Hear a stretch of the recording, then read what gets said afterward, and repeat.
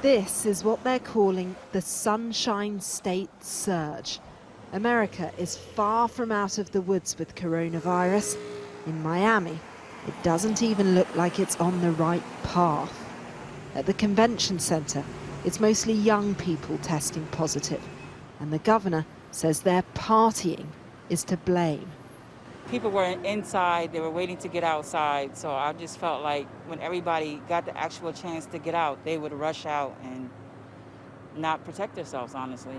You know, you get messages from the government, wear masks, then you get messages from local government, it's optional. I think it should be straight across the board that everyone is required to wear one right now, because we'll keep having these surges. There are now more than 145,000 cases in Florida, another 5,000 today alone.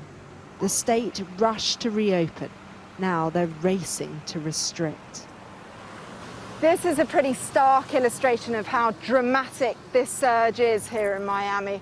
On the left side, we've got a long line of cars. They've been waiting for hours in 35 degrees heat to get tested for coronavirus.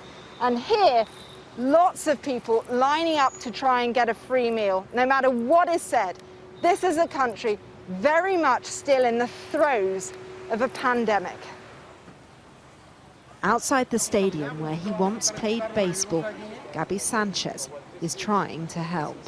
It is a pandemic, it is going on, it hasn't stopped, and you're seeing it with these families who need that help, they need that food, they need the water to be able to just survive maybe that extra week or two. The beaches, full at the weekend, are looking sparse. You feel a bit vulnerable now? Yeah, a little bit. But I think we've been doing everything to stay safe, so I'm not really frightened, but I am disappointed, like you said, like in the young people that aren't taking it seriously. It makes me feel like that they're not considering their effect on people my age, you know. So, yeah, that makes me feel like they're being a little selfish. It's kind of at the point that if you get it, you're going to get it. Like, there's so much containing it.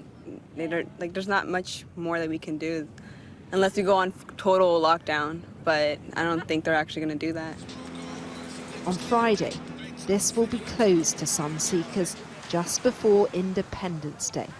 But will it be enough? Cordelia Lynch, Sky News, Miami, Florida.